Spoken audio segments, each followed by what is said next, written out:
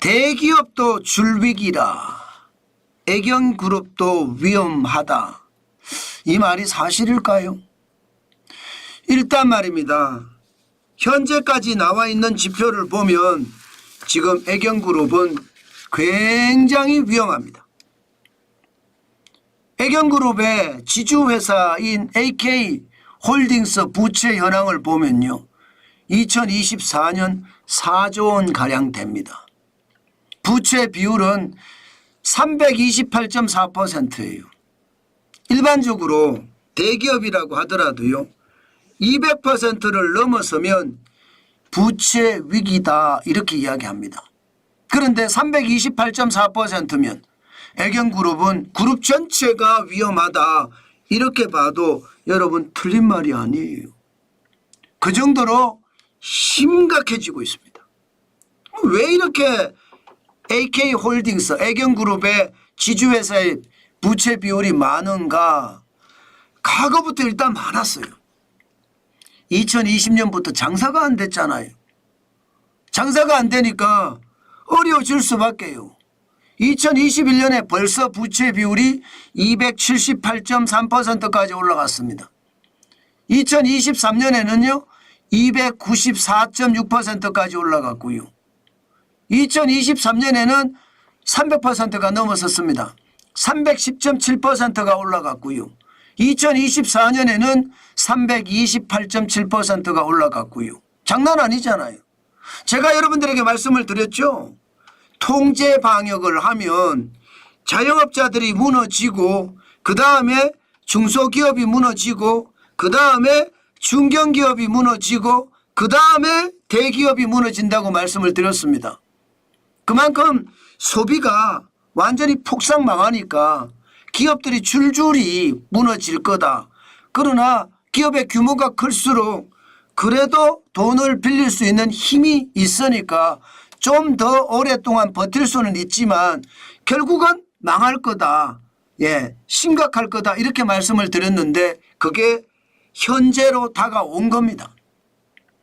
애경그룹도 마찬가지 2020년부터요. 계열사 주식을 담보로 돈을 계속 빌렸어요. 돈을 안 빌릴 수가 없거든요.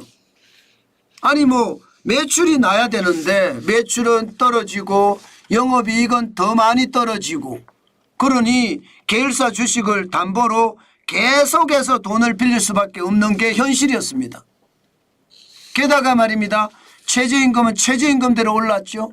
주 52시간제는 주 52시간제대로 올랐죠. 그러니까 여러분 어떻게 됐겠습니까? 기본적으로는요. 매출은 안 일어나고 벌이는 줄어들고 거기에 대한 비용, 최저임금의 비용, 주 52시간제의 비용, 중대재해기업처벌법에 대한 비용은 계속 늘어났습니다. 이러다가 무한항공에서 또 참사가 터졌잖아요. 예, 무한공항에서죠. 무한공항에서. 그렇게 참사가 터지니까 어쩔 수 없이 말입니다. 또 돈을 빌릴 수밖에 없었거든요. 예를 들어 말입니다. AK홀딩스 여기는요. 자회사 제주항공 1620억 원을 담보로 주담대를 일으켰습니다. 애경산업은 833억 원을 담보로 실제 돈을 빌렸고요. 주식을 주담대입니다. 애경케미칼은 500억 원을 빌렸습니다. 이것만 하더라도 여러분 AK홀딩스가 갖고 있는 부채가 3천억 원이 넘습니다. 어디 그뿐입니까? 중간 지주회사라고 하는 애경자산관리 역시 애경산업을 담보로 392억 원, 제주항공을 담보로 173억 원, AK홀딩스는 100억 원을 빌렸습니다. 이것도 담보대출입니다. 그러면 여러분 지금 애경그룹이 버텨나기가 쉽지 않겠죠? 매출이 좋으면 문제 없어요. 제가 계속 말씀드리잖아요. 경기가 좋으면 문제가 없는데 경기가 좋아질 리 없다고요. 왜? 최저임금은 여전히 높아요. 여전히 높고요. 주 52시간제는 여전히 난리예요. 게다가 지금 정치적 혼란은 사회적 혼란으로 발전이 됐잖아요. 그러면서 말입니다. 지금 기업들이 망해도 경각심이 없습니다. 이제는 말입니다. 더 큰일이 생긴 거예요. 예. 중소기업이 망하는 거 그냥 우습게 넘어가는 거예요. 중견기업이 망하는 거 우습게 넘어가는. 심지어 애경그룹은 재계 62위잖아요. 재계 62위. 재계 62 기업이 지금 흔들흔들 하는데도 지금 정부는 감각이 없어요. 나라가 망하게 생겼는데 기업이 망한들 만들 지금 볼 여유가 있을까요? 없습니다. 그러니 애경그룹은요 어쩔 수 없이 자구책을 마련했습니다. 그 자구책이 뭐냐? 여러분, 애경그룹의 가장 핵심적인 계열사, 애경그룹의 탄생 배경이 된 계열사가 애경산업이거든요. 애경산업 팔겠다예요. 애경산업 팔겠다. 재계서열 62 애경그룹의 핵심 계열사인 애경산업 팔겠다. 지금 애경산업을 팔겠다 하면 애경산업은요 AK홀딩스에서 45.08%를 가지고 있고요. 애경자산관리가 18.05%를 가지고 있습니다. 많이 가지고 있죠. 예, 이것을 팔면 아무래도 돈이 생깁니다. 돈이 생기면 그 돈으로 당분간 버텨낼 수는 있습니다. 당분간. 그렇지만 여러분 당분간 버텨낼 수는 있지만 계속해서 버텨낼 수 있을까? 그거는 미지수입니다. 왜냐고요? 애경산업이 굉장히 알짜 회사거든요.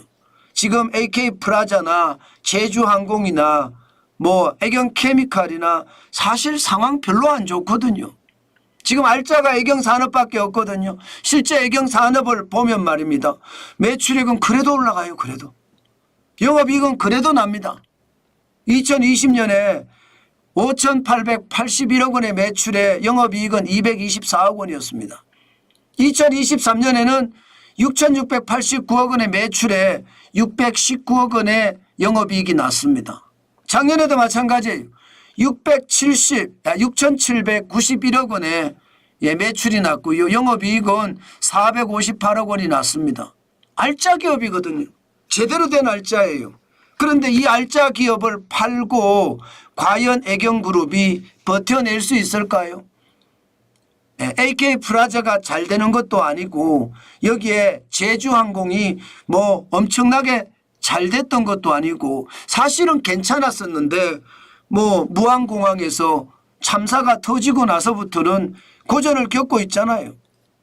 예, IM플러스 자산개발은 그렇게 큰 의미는 없고요. 애경케미칼이 그나마 지금 그룹을 보조하고 있는데 이것도 만만치 않습니다. 자, 이렇게 되면 여러분 애경그룹이 현재는 말입니다. 애경산업 핵심 기업을 팔아서 애경기업이 살아난다고 하더라도 말입니다. 앞으로 이거 살아나기가 쉽지 않습니다. 지금처럼 저성장의 깊이가 자꾸 깊어지잖아요. 매출은 떨어지고 영업이익은 자꾸 빠지잖아요. 그러면 급한 불을 끈다고 해결될 문제가 아니다 이런 얘기예요. 그만큼 애경그룹은 지금 굉장한 위기에 들어섰습니다. 이처럼 말입니다. 지금 대한민국은요.